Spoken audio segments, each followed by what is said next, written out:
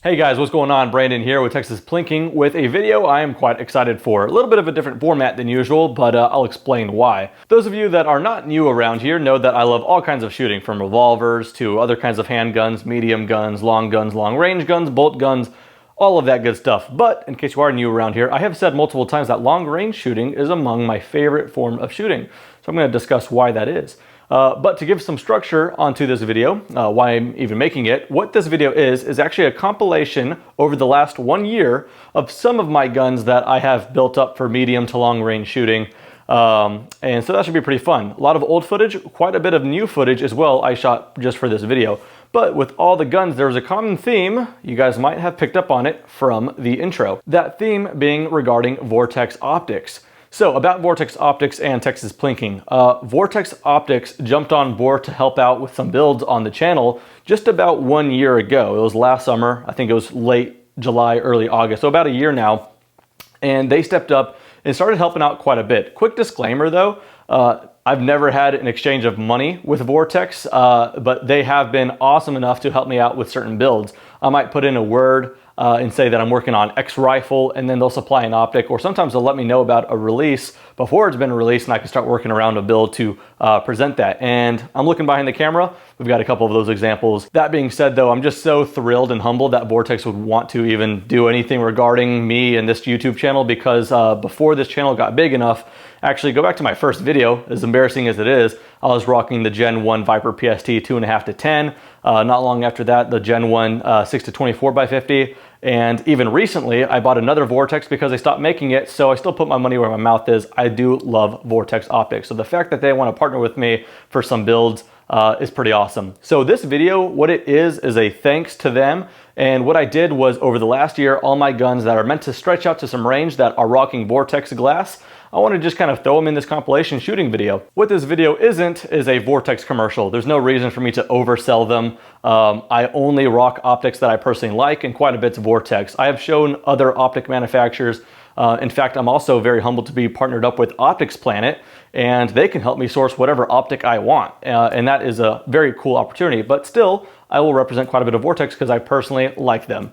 So that being said, the guns behind the camera that we're about to talk about in this video are optics and optic setups with Vortex that I wouldn't change any other way anyway. All that being said, let's bust through a couple reasons on why you should get into long range shooting.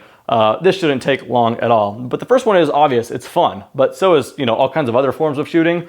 But specifically long range, it's very fun, it's chill, but it's relaxing. If you think about it, it's the laziest form of shooting.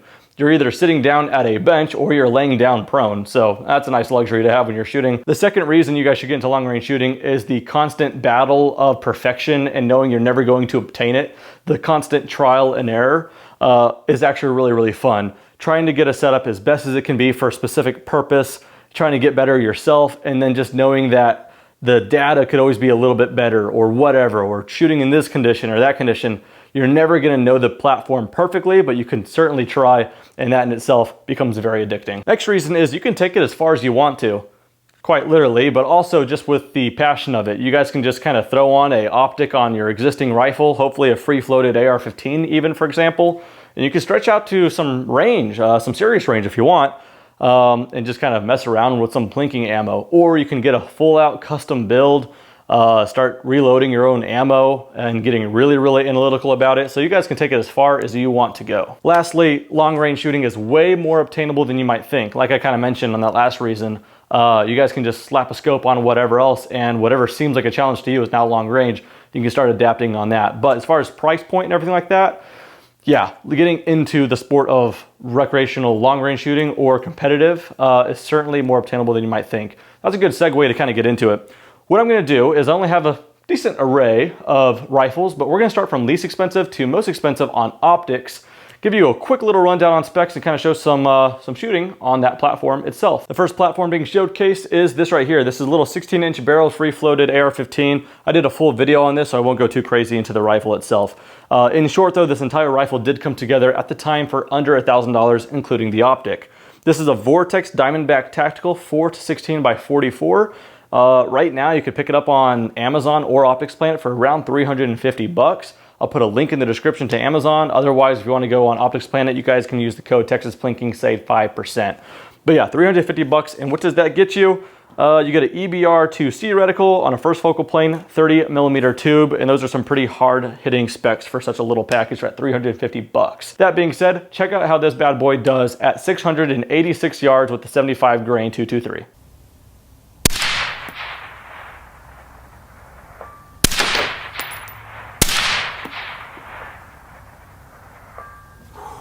Doing good.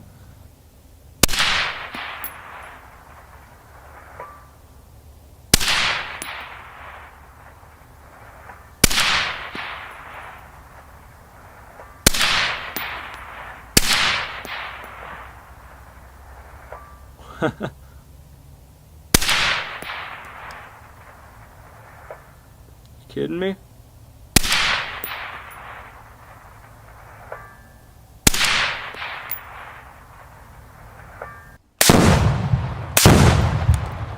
All right, next setup is my kind of clone to a Mark 12 Mod Zero. This is one of the scopes that I actually picked up a couple months ago and I had to buy on eBay pre-owned because Vortex stopped making it. This is the Viper PST Gen 1. This is a 2.5 to 10. They stopped making it because they're on the Gen 2 now, which is a 2 to 10. Overall, it's a better optic, but the reason I wanted this one, smaller objective lens, canted illumination. It looks correct for a Mark 12, although it's technically not, but I like the look of it, so I sourced this one. So let's talk about this setup. It is probably one of my favorite semi-autos I have, crazy enough. But yeah, this scope right now fetches just around $600 on eBay because they're kind of, you know, hot because of the reason I wanted it, because people like me are crazy. You got the EBR-1 reticle on the first focal plane, 30mm tube, illumination, and a zero stop. The Gen 1s had the shim feature. They improved that on the Gen 2s. But anyway, that's the setup there on the Mark 12 with the Allen Engineering AE-M5 suppressor. Like I said, one of my favorite semi-autos. Here it is shooting at 455 and 686.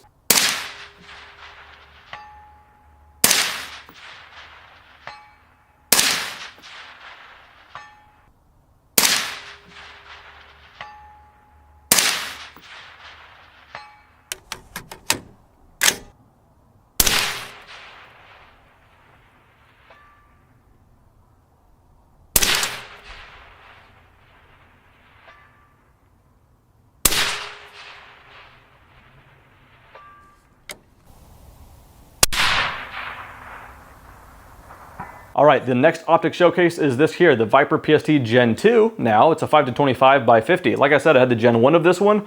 Gen 2 is hugely improved. Street price at the moment for one of these is about $1,000. You get the EBR-7C reticle, first focal plane, 30mm tube, illumination, and a much better zero stop that actually stops on a hard zero. Very nice, very sharp. I love this optic. Let's see it showcased. First rifle, there's two actually. First one's gonna be a Howa Bravo 1500 and 6.5 Creedmoor.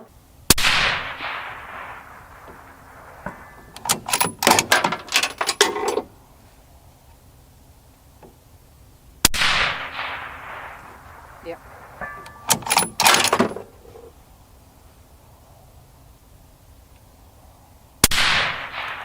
Yep.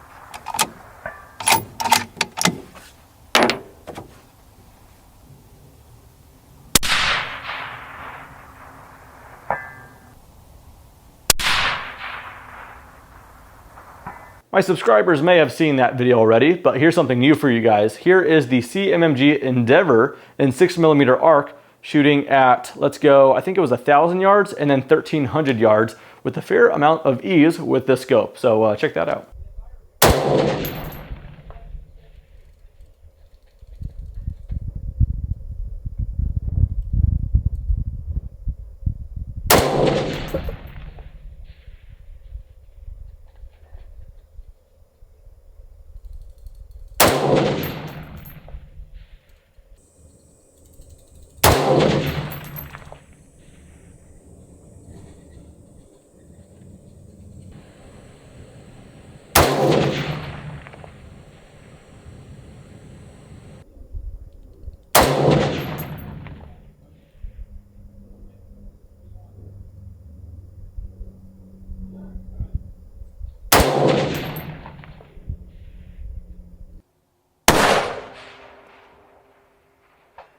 All right, next optic is the awesome Vortex Razor LHT. LHT is light hunting tactical.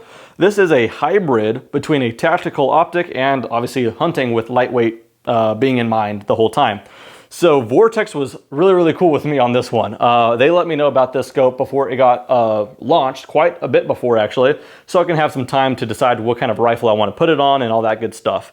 They told me about it, and although I do recreational shooting, not a whole lot of hunting content, I didn't really know initially, but I wanted to be part of it in some way. And Vortex, kind of knowing the content I do, they said, if you need help facilitating something, just let us know. Even then, I didn't really know what I wanted to do. Well, SHOT Show 2020 happened, and I was walking around some booths, and I saw some rifles with carbon fiber barrels and some with carbon fiber stocks, and I thought a bolt action hunting / long range rifle with all carbon fiber components, or as much as it can, would be perfect. And so I asked Vortex if they knew anybody, and they pointed me out to Weatherby. And so also equally a big thanks to Weatherby for wanting to be part of this project. We told Weatherby what was going on with the LHT and kind of a video showcase, and they were willing to send me out one of their rifles with a carbon fiber stock with a very thin profile barrel. And as soon as I went on their website, I saw this configuration. I wanted this one. So as seen, this rifle is north of $3,000, but huge thanks to Weatherby. I did buy it, but they helped me out quite a bit on the invoice, and that was a connection I got through Vortex. So huge thanks all the way around. So now, that's funny because this is a setup that I would really only get through having the platform Texas Plinking on YouTube. But now, if this rifle was taken away from me tomorrow, and with it the YouTube channel, tomorrow I would source this exact same setup. I love this thing. Let's show some old footage of it, grouping at 455, 686. I got some new footage at 1,000 yards. This thing shoots.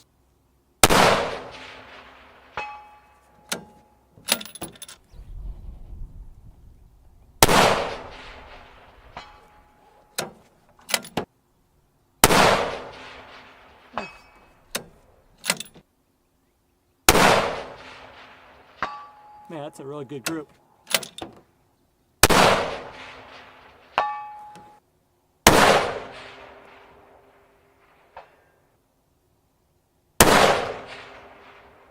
Oh yeah, those two are pretty close to each other.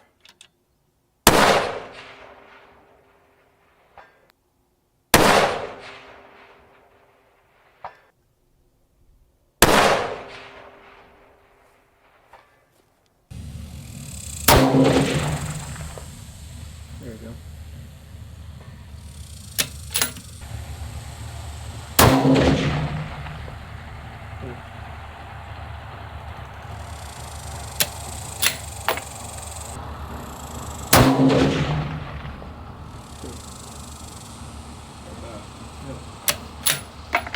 So as you can see, for a hunting rifle, ain't too bad. So this is the hybrid between hunting and recreational long range. That all said, we kind of went backwards on this one, but let's run through some of the specs. Street price on this guy is about $1,000 for a Razor product. Pretty darn fair, I have to say. You get the HSR 5i reticle. This is on the second focal plane, helps cut down on weight, and for hunting, 3 to 15, second focal plane's plenty fine, especially for the reticle. 30mm tube, illuminated center dot from the reticle. Zero stop and exposed elevation turret, which is nice, especially for, what would be considered a hunting optic. So yeah, like I said, overall, perfect marriage between a rifle and an optic. I love the setup so much. All right, the next setup I doubt will even fit in frame, but I can try. This is my FN Scar 20S. I snagged this one back in October of last year, so it hasn't even been a year yet.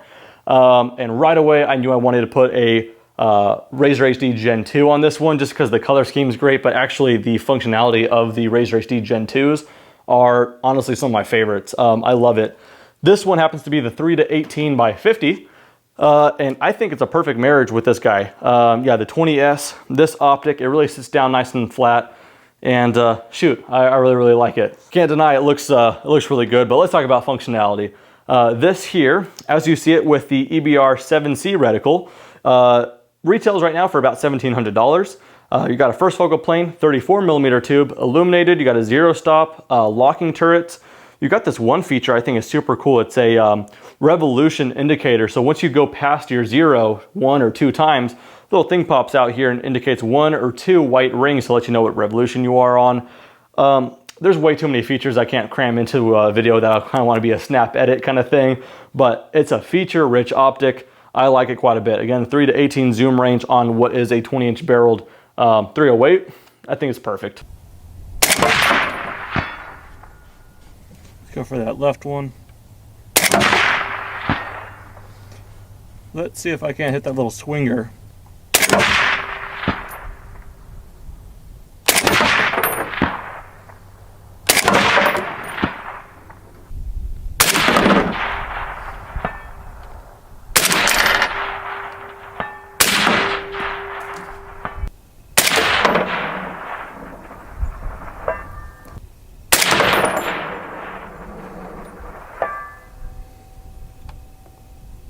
On the left edge.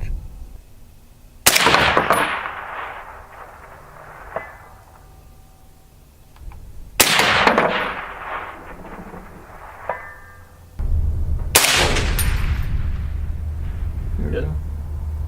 Ready? Yep. Okay. Hit. Oh, was it a hit? Oh yeah. Oh yeah, it's swinging. That's a great hit.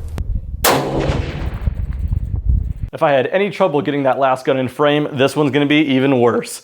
This is a new rifle. I only posted a video on this thing a couple weeks ago on a standalone video, but this is my custom build. It's an Alamo Precision Rifles 338 Lapua in the Accuracy International AX chassis, and man, it does shoot as good as it looks, and that's good by me. So I'm very thrilled with this thing. As soon as this thing was starting to get put together, I already had the optic in mind. Not only for the color scheme, I do like that quite a bit, that kind of off bronze and all that. I think it's called something shadow, stealth shadow, but on that coyote FDE kind of contrast, I think it's cool. But again, functionality.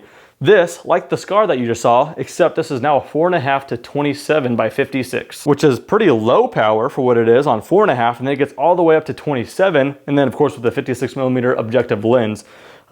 This thing is a dream scope for this setup. This one happens to have the Horus H59 reticle, very informative rich, but not too busy in a way. Once you get used to it, it's just your best friend as a scope and a reticle combo. And on such a flat shooting 338 Lapua, I wouldn't change one thing on this, certainly not with the optic setup. I love this thing, and you would know that if you saw my review with this thing. But in case you didn't, let's play some footage.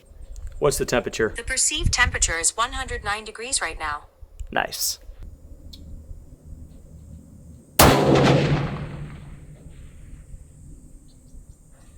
I'm good with that.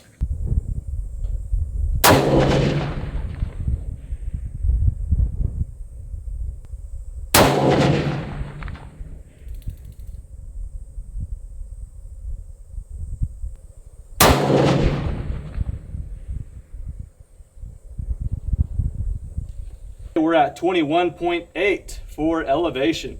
The way my scope capped out, it was about 21.3, so I actually just dialed down to 20.8. That way I could just hold 1 mil through the reticle.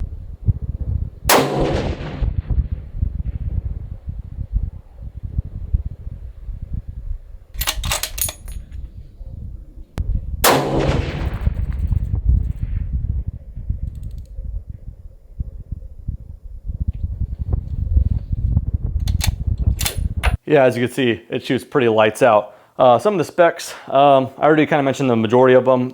It's pretty similar to the 3 to 18. So again, locking turrets, first focal plane, the whole deal. Price point on something like this with a Tremor 3 or H59 reticle, which is awesome that they offer that.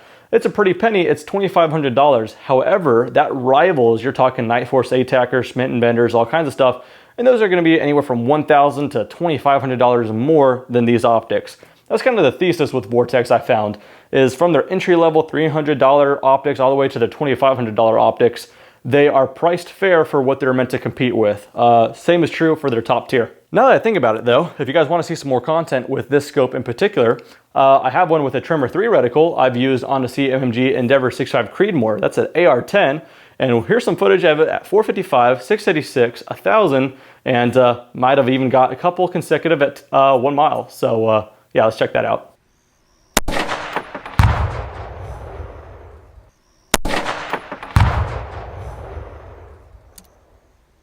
That's satisfying.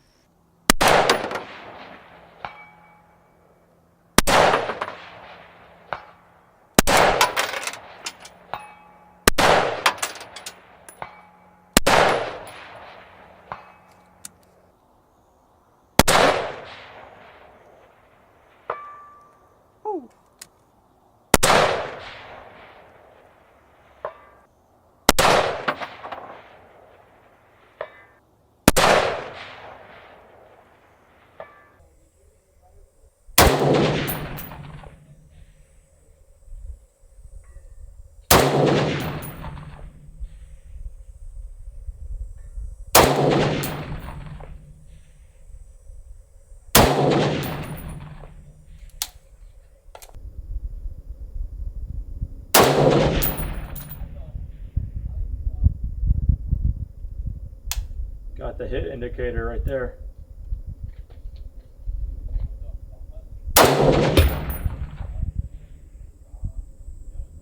Another one.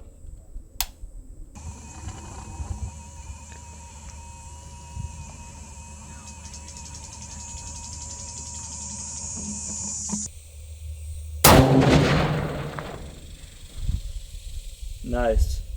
All right, if I try to pull up the last setup up here, I'll probably get a herniated disc. So I'll only show the optic. This is the Razor AMG 6-24 by 50. Showcase this one on none other than the CheyTac M200 intervention in 408 CheyTac. Stretched that one out to quite some distance. I'll play some old footage here in just a bit, but something to know about with the AMG series of the Razor rifle scope. Not a whole lot of people know about it. That said, I'll run through some of the specs real quickly. It's kind of similar to the Razor HD Gen 2 minus the fact that this is a 6-24 by 50 with the 30mm tube. Price point's pretty similar. That might make you wonder why if the specs seem more impressive on the Gen 2. Two big kickers with this one. One, it's almost half the weight. And two, it's made in the USA versus the Razor HD Gen 2 is made in Japan. So if in case you guys didn't know that, their USA line and their Japanese line is among their top tier from Vortex. Below that, you'll have Filipino and then Chinese. So they really are able to cover everything from A to Z when it comes to rifle optics. And then let's not forget they also make holographics, red dots, and all kinds of other stuff. So that's pretty cool. But just talking about rifle scopes here, this is among their top tier. This is the EBR-7B reticle. Price point is about $2,500 street price. First focal plane, 30mm tube, illuminated, zero stop, locking turrets. And yeah, there it is. Half the weight is the other one and made in USA. No complaints. Like I said, showcase this one on the CheyTac M200 intervention. Let's check that out.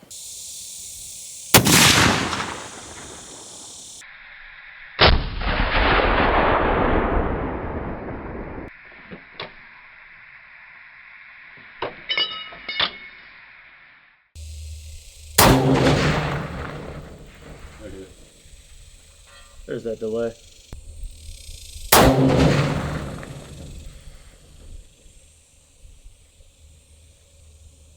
There it is.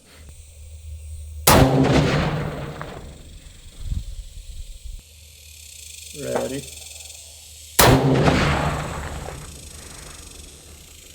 Okay.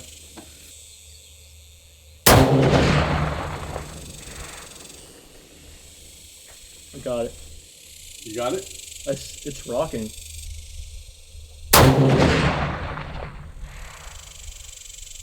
Nice. Yeah, you got that one straight That rocked on. it. Yeah, you kind of see the shade it Yep, cast. yep, for sure. That's no doubt about it. So there it is, guys. Like I said, a little bit of a different format than usual, but I thought this would be cool for my own sake, kind of a year reflection. Also, long-range shooting compilation can't be too bad, but certainly as a big thanks to Vortex. They, like I said, for them to jump on board and help out what I've got going on here and support my crazy passion or addiction, better put. Man, I'm just so humbled by it. And this is a company that I love. And so, yeah, I thought this video would kind of be cool to kind of showcase some of their products. That's not every scope they make, obviously. It's just the ones that I personally have on my personal builds that I'm a big fan of. That all being said, I think the battery on my lav mic is flashing red. It's about to die. So I might just have to sign off, but plenty more content coming very, very soon. Thank you guys so much for watching. Catch you guys next time. Take care.